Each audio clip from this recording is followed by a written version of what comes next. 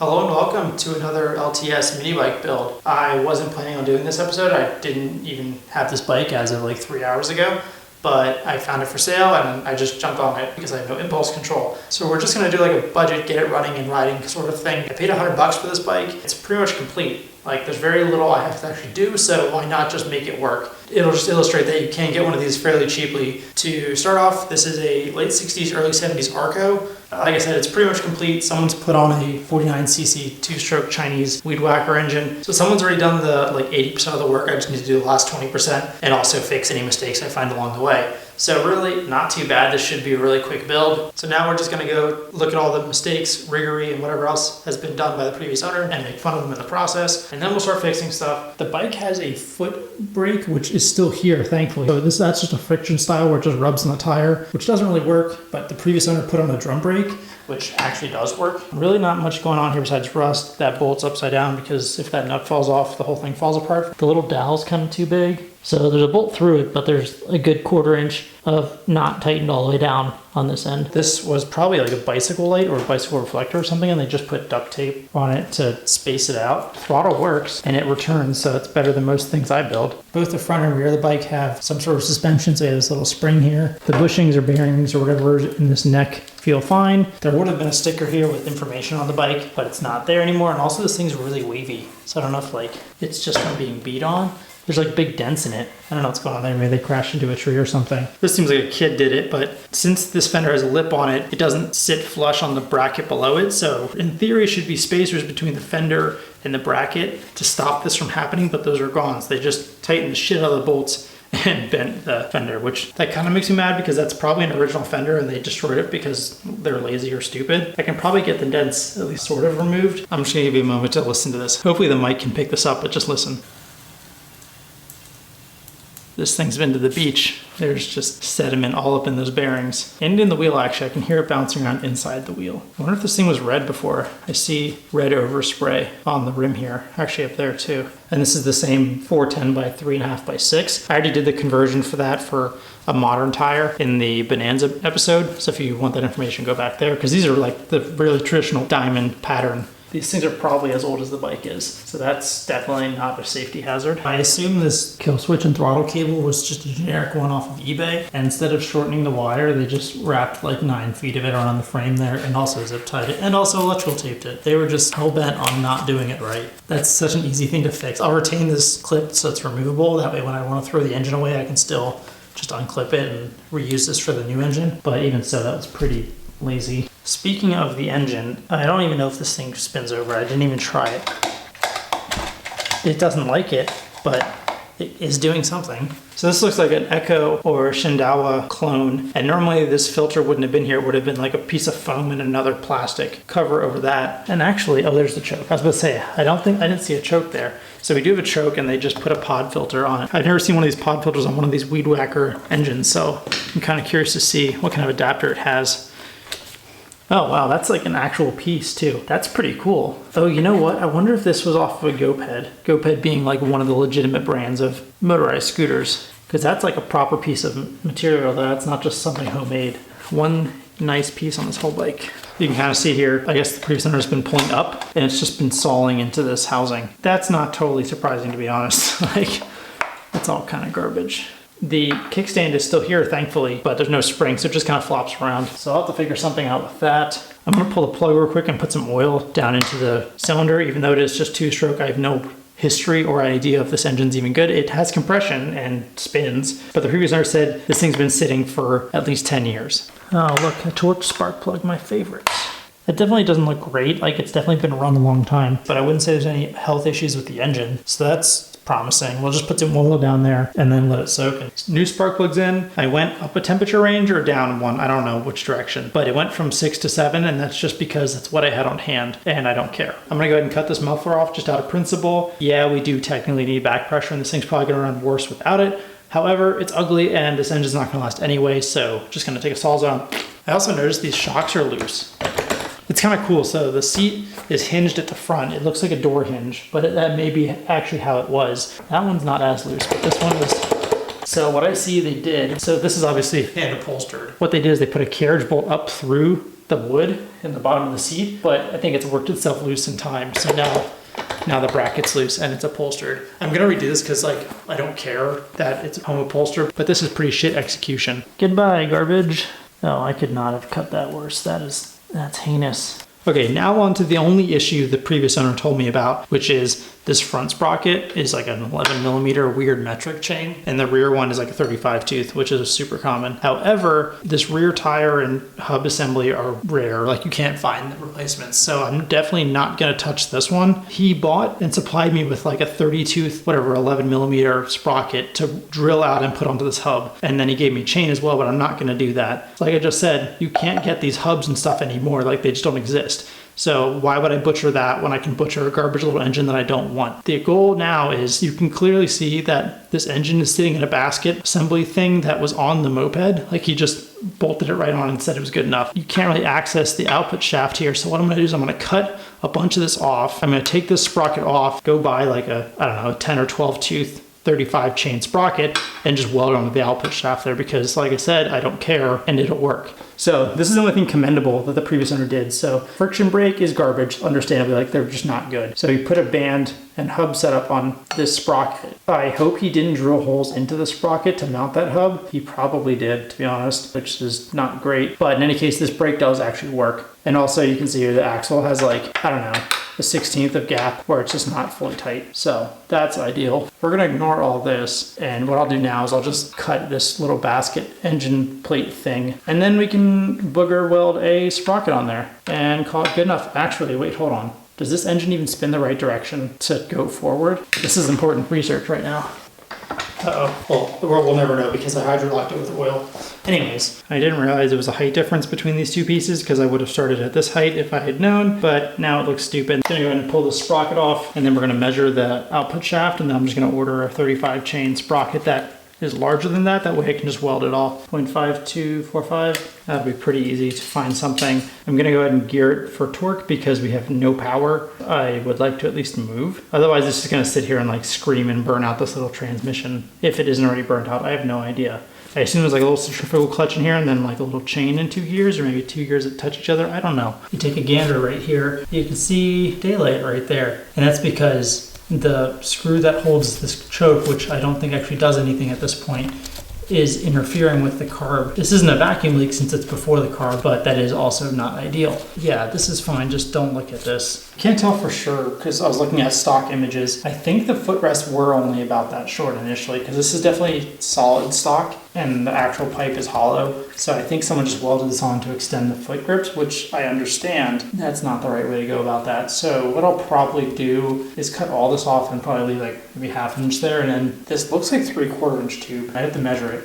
Speaking of which, we can just do that right now. That looks like some amount of math. It's like, I think it should actually be that longer for the sake of safety, but like that's not the right way to do that. So they did that on both sides. The other one is shorter, like this section of rod is shorter. I think that's just probably what they had lying around. I've ordered a sprocket for the little transmission thing. I'm going with a 12 tooth and the rear gear is a 66 tooth, which gives us a 6.6:1 ratio, which is really torquey. If this thing runs, it should at least be able to move itself around. We do need to just verify the thing runs to begin with. So what I'm gonna do is I'm gonna take off this air filter, what's left of this air box, and I'm just gonna run it on starting fluid. One, because I've already filled the crankcase with Marvel, so it has some lubrication, and also two, I don't care about this engine, so if it blows up, whoop-de-doo. Also, I shortened the wiring. I took out like 6 feet of wiring, so now it's all shortened and loomed up, so it looks pretty good. Hopefully it actually works. I'm just taking the seller's word on that. But in any case, we can get this all taken apart and see what it does. When I was looking up these engines on eBay, you can still buy this exact clone for like $120. This for a fact is that same clone. Who knows what version it is, but there's no numbers anywhere to be found on it. So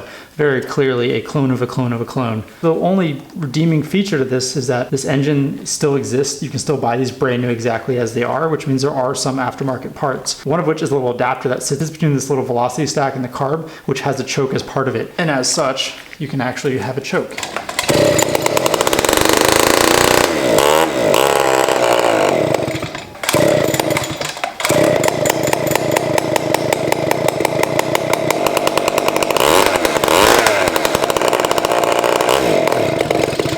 So smoky. That actually didn't sound nearly as bad as I thought it was going to be. With all things considered, that little turd of an engine, like, seems like it wants to go. So what I'm gonna do is I bought this muffler off like Alibaba or some shit for like $8. Oh, it's terrible. It looks so bad. Anyway, it's the same size, just about. I mean, it's a slip-on. Again, this is all temporary. Like, I'd like to put a better engine on it at some point, but for the sake of having fun with it, I might as well do what I gotta do to get it to run. So I'm gonna take this header off, grind down the metal, and then just tackle with this garbage on here. I flipped the header over, and then I cut off the little flare at the end because it like did a weird little angle. So I flattened it off and then flipped it over, and then with this exhaust having a little curve in it, we're able to do like that. While the exhaust is cooling, I'm gonna go ahead and change the oil, if there is even oil in this little transmission. I'm gonna take bets on what it looks like. I'm gonna guess there's nothing in it at all. There's a little bit on the, oh, there it goes. Well, it's gonna make a mess. Okay, whatever. It flows more like liquid caramel does than any sort of oil. Like, it has like so much friction to it too. I'm thinking maybe I can put in some thinner oil and then put a drill chuck on this and just spin it just to mix it up and then drain it out again. I'd like it to work for the little bit that I plan to ride it, because once the sprocket comes in, I'm just gonna put the sprocket on here and just weld this. It'll never be able to be taken apart again. Holy shit, that's so viscous. It's so bad. Yeah, you can watch how slowly that flows. So anyways, we're gonna put the drain bolt back in, put in just marble or something, some thin oil that will clean. So yeah, none of my chucks on my drills are big enough for this. I've wrapped and spun this thing like 20 times, and when I started off, as soon as the string would stop pulling on it, like it would come free, the thing would stop spinning like immediately. And now it still like actually continues moving, so just watch. See how it keeps going? Before it would just stop. I'm hopeful that it actually did something. Still red. And fairly clean actually. So that's promising that this thing isn't totally trash. Okay, I'm gonna go ahead and clean it up, and then I'm gonna go ahead and put it in some 80/90, just because that's what I have open right now. And I'm just gonna go off the old adage of just put enough in that it starts weeping out the fill hole, because finding information on this engine is impossible. Okay, so I got the seat up. It was just a matter of unbolting the shocks from this bracket here. They just put carriage bolts through this bracket and into the wood, and then down there I assume those are just self-tapping bolts through the what looks like a door hinge into this piece of wood. And then I'm just going to unupholster it, cut all this extra off, and then just reupholster it and pull it tight this time. Just a matter of like pulling out all 90 staples out of it.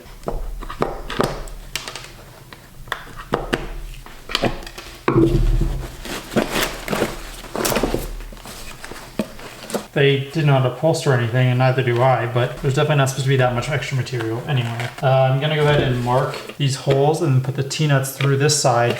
That way a bolt can just go through and into the T-nut versus this, which doesn't actually work. So we're gonna use these guys, which I think are called T-nuts, and you hammer them into one side, and then from the other side you bolt whatever it is in. Yeah, okay, so we'll just tap those in, and then we can reupholster it with that, what appears to be a grill cover. I'm not gonna buy new material though, so good enough. So it'll be pretty easy, as is the whole process. You can just make these from scratch if you wanted to. I'm gonna just use some construction adhesive and just like put a couple squiggles on here, because it looked like the previous owner had this thing move when they were installing it, because it like folded over foam and stuff. So what I'd like to do is put a couple squiggles, just lay it on here and put some weight on it, and then just let it sit so until it has time to cure, and then wrap it. I think they tried to do all this at once, and it like the foam moved underneath.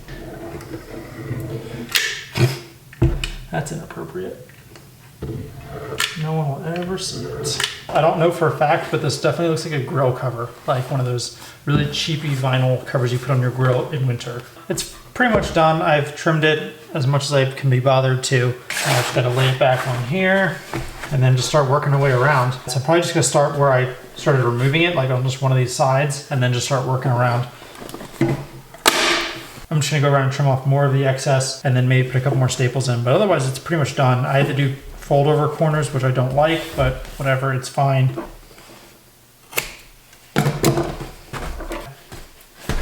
Okay, good enough. So now we can install it. So I got the last of the parts I need to make this thing run. So we have the sprocket, which is a 12-2 35 chain 5/8 bore, and we're gonna weld that on there. The only issue is this is a like 0.55 inch diameter shaft, and this is a 5/8 bore, which is 0.625. So in order to space this right, like if I just eyeball it, chances are it's gonna sit off center and sit there and throw chain and vibrate. What I've had to do was, I got a bunch of washers, well, only 3 washers. I literally measured every washer I have to find what I need to shim this, which is 0.0375. And I'm gonna cut these up and then just shim them around here to get this thing to sit mostly precise.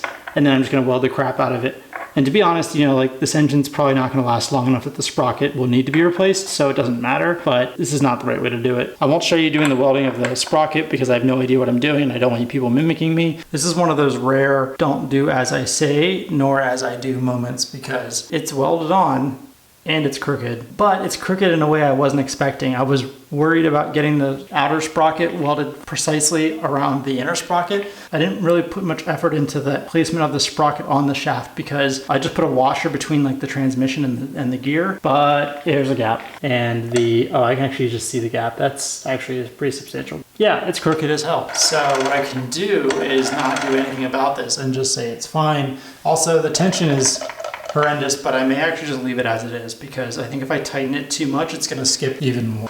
Yeah, it's so bad. My camera refuses to focus well enough, but I thought of a solution to fix the sketchiness, and that's to compound more sketchiness on top of it. So obviously this is crooked. So you can see some of the teeth are closer to the tip of the plumb bob, and then some of them are further out, like these ones are further away. So what I'm gonna do is I'm gonna file the outer edge of the ones that are out too far in hopes that at least maybe they'll stay more in line with the rest and we'll stop the chain from skipping over it. It's just a make it work solution because I just want to see if this engine runs and the thing moves because this engine's not staying on here anyway, so I don't really care. But I do want to at least, you know, have a little fun with it before I take the engine off entirely. I put the gas tank on, I bolted it in, I put some gas in it, but when I plumbed the carburetor, I didn't have enough fuel line to run the inlet and also the return line in the same size, which it needs to be. So I used smaller stuff for the return, and as a result, the little hole in the grommet that it sits in has a gap. So when the fuel got to that level, it started leaking everywhere. And then since I was going to be grinding here, I'm like, let me not burn the house down. So I took the gas tank back off, cleaned it up a lot, but we'll just find out in a moment on how that goes.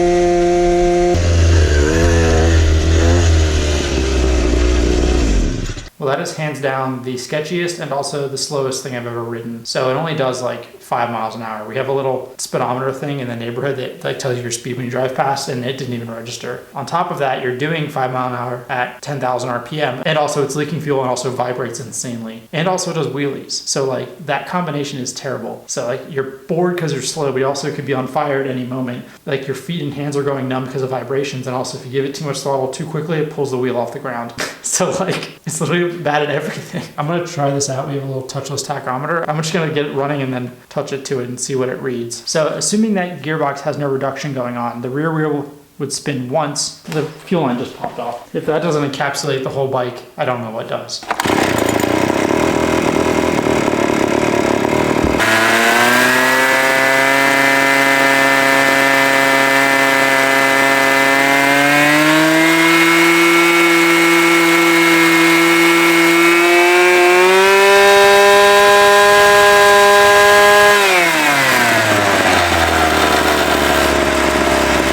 So that didn't really work. work, it seemed like the tachometer was just spinning on the output shaft. You know, you could hear the engine increasing RPM and but then the tachometer was still reading like 2,000. So not accurate whatsoever, but it was just kind of neat to play with. Well, actually it is the cheapest mini bike I've ever built. This cost $129 to get it as it is currently, which I did get it as a pretty much complete bike. So really, this was the cheapest build I've ever done. So I just had to do the fine tuning and just make it work. So yeah, you can build them for $150 if you find the right deal. What's gonna probably happen now is I'll take the engine off, put it in storage, and just keep it for if I want to make a blender or something. I have no idea what that engine's useful for. The frame, however, I do plan to do something with in the future. So more than likely, it's just going to sit in storage. It is a good vintage bike. There's no reason to just punt it like the other cheap Chinese crap. Like, it's a legitimate frame, so I do plan to keep it, but it's just a matter of I don't know what I'm going to do with it just yet. So in any case, we're just going to wrap it up here. So yeah, with everything being said, thanks for watching and stay tuned.